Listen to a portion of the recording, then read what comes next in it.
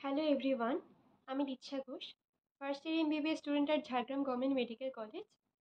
আজকে 5 তারিখ, ঠিক 1 মাস পর তোমাদের নিট 2024 এক্সামিনেশন কন্ডাক্ট হতে চলেছে 5th মে। তো তোমরা যারা নিট অ্যাপিয়ার করছো তোমাদের জন্য অনেক শুভেচ্ছা। তোমরা খুব ভালোভাবে এক্সাম দাও।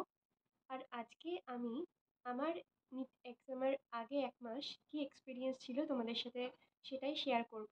তোমরা হয়তো নিজেদের সাথে কিছুটা হলেও রিলেট করতে পারবে। তো আমি নিট 2023 অ্যাপিয়ার করেছিলাম। আমি 1 ইয়ার ড্রপ দিয়েছিলাম তো নিটের জন্য। এই টাইমে আমি বুঝতে পারছি তোমাদের যথেষ্ট টেনশন হচ্ছে, সিচুয়েশনটা ফিল করতে পারছি। এই টাইমে তোমাদের তো সব একসাথে পড়া যাদের কমপ্লিট হয়ে গেছে তারা রিভিশন করছো, সব একসাথে রিভিশন করছো। তো এই টাইমে মাঝে মাঝে তোমাদের মনে হবে তোমাদের ব্রেনটা পুরো ফুল হয়ে গেছে, তোমাদের ব্রেনে আর কিছু ঢুকছে না, মনে হচ্ছে কেমন যেন একটা চাপ মনে হচ্ছে।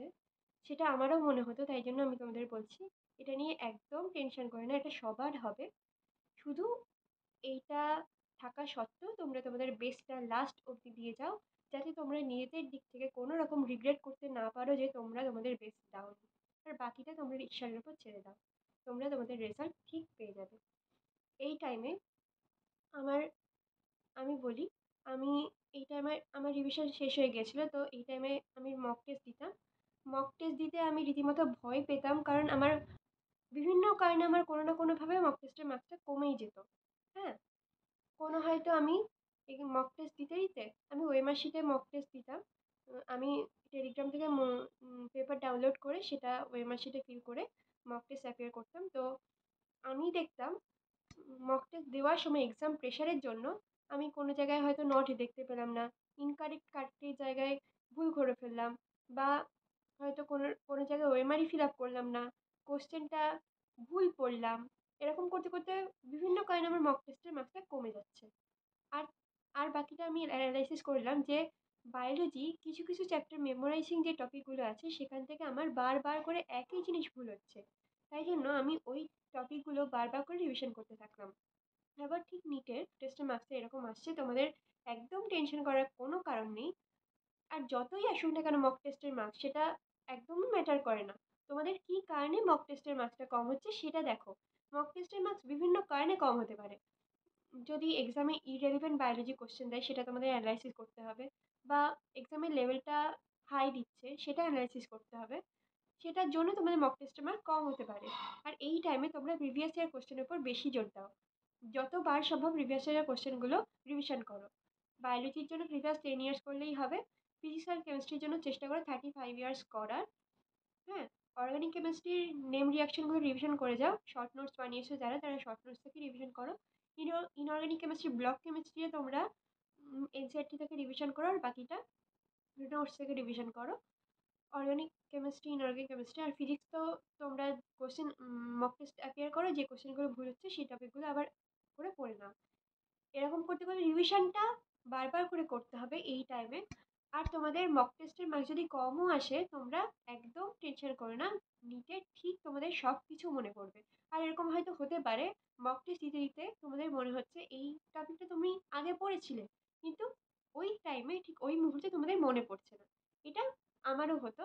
তারপর ওই টপিকটা রিভিশন করে আমি ঠিক নিটের দিন ঠিক মনে পড়ে যাবে, তোমরা বিশ্বাস করো। এখন যদি তোমাদের মনে হয় তোমরা ভুলে যাচ্ছ কোনো জিনিস, রিভিশন করতে থাকো, এটা নিয়ে টেনশন করো না। নিট এক্সামের দিন তোমাদের সব কিছু মনে পড়বে। তোমরা হয়তো এই টাইমে অনেকেই ভাবছো যে আমি সারা বছরে এত পরিশ্রম করেছি, এত চেষ্টা করেছি, আমি এর ফল পাবো তো? ঠিক পাবে তোমরা তোমাদের ফল, যদি তোমরা অনেস্ট এফর্ট দিয়ে থাকো, যদি সঠিক ডাইরেকশনে তোমরা তোমরা তোমাদের বেস্ট এফর্টটা দিয়ে থাকো, তোমরা তোমাদের রেজাল্ট ঠিক পেয়ে যাবে। সেটা নিয়ে একদম ভয় পেও না, নিজেদেরকে সেলফ মোটিভেটেড রাখো। আর মক টেস্টটা চেষ্টা করো 2টো থেকে 5টা 30-এর মধ্যে টাইম স্লটে দেওয়ার, যাতে তোমাদের ওই সময়ে ব্রেনটা অ্যাক্টিভ থাকে এবং সেই টাইমটা তোমরা এফেক্টিভলি ইউটিলাইজ করতে পারো।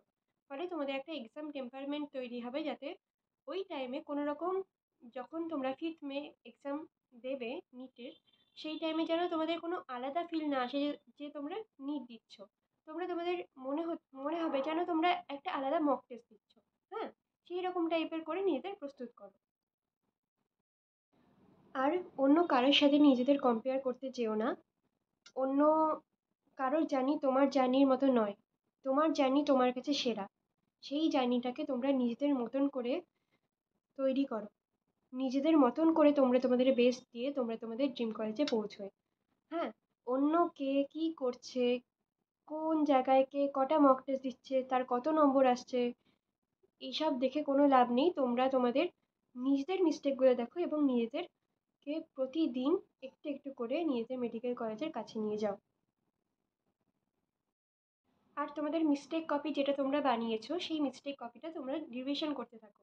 মিস্টেকগুলো বারবার দেখো যাতে ওই মিস্টেক তোমাদের নিট এক্সামে এলে আর ভুল না হয়। যে মিস্টেক হচ্ছে হয়ে যাক, মক টেস্টে মিস্টেক হলে কোনো কিচ্ছু যায় আসে না। নিট এক্সামে যেন সেই মিস্টেকগুলো না হয়, তাহলেই তোমরা তোমাদের অনেক মার্কস গেইন করে নিতে পারবে।